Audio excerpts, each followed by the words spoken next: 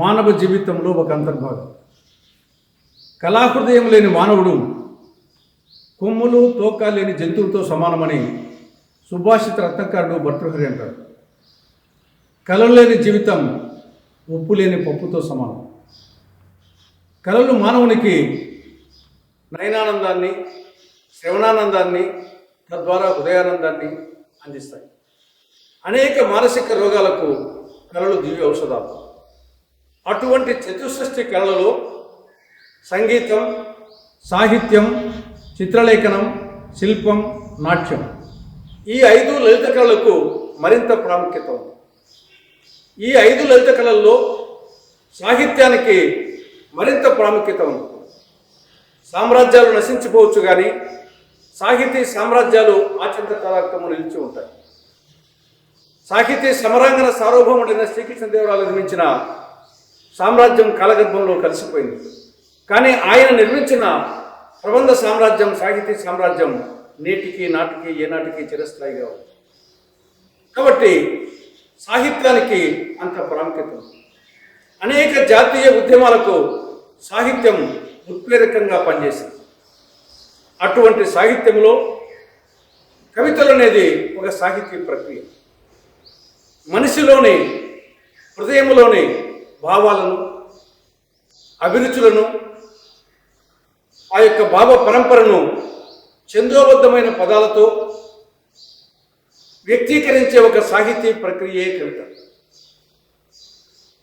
మనసులో ఉండే భావోద్వేగాలు వ్యక్తీకరించే పరిస్థితిలో అది ఏ విధంగా కావచ్చు, ఒక విప్లవ కవిత్వం కావచ్చు, లేదా ఒక ప్రకృతి వర్ణించే కవిత్వం కావచ్చు, లేదా ఒక ప్రేమికుని యొక్క కవిత్వం కావచ్చు, లేదా చందమామ రావే జాబిల్లి రావే అని ఒక చిన్నపిల్లలను బుజ్జగించే కవిత్వం కావచ్చు.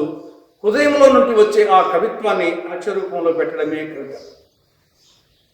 కవి కారణజన్ముడు. కవులు ఈ యొక్క సమాజానికి నిత్య దిక్సూచికలు. వాళ్ళు కలం యోధులు. మనం చరిత్ర చూస్తే ప్రాచీన కవులు మొదలుకొని, ఆదికవి వాల్మీకి మొదలుకొని ఆధునిక కవుల వరకు మధ్యలో వేమన కానీ, అన్నమయ్య కానీ, కాలజ్ఞాని వీర బ్రహ్మేంద్ర స్వాముల వారు కానీ, లేదా దేశీయ స్వాతంత్ర ఉద్యమంలో అనేక మంది ఒకే వందే మాతరం, జనగణమన, చేయెత్తి జైకొట్టు తెలుగోడ ఇటువంటి కవితలు వచ్చేసి సమాజాన్ని చైతన్యపరిచారు. కాబట్టి కవిత్వానికి అంత విలువ ఉంటుంది. అటువంటి కవితలు మన పురిలో చెందినటువంటి సీనియర్ జర్నలిస్టు, రామరాజ్యం ఛానల్ ఎండి అయినటువంటి దేరంగుల కృష్ణయ్య గారు, ఆయన బహుముఖ ప్రజ్ఞాశాలి. ఈ యొక్క జర్నలిస్టుగా, ఈ యొక్క ఛానల్ ఎండీగానే కాకుండా ఈ కవిత్వం కూడా రాయడం అనేది చాలా సంతోషదాయకం.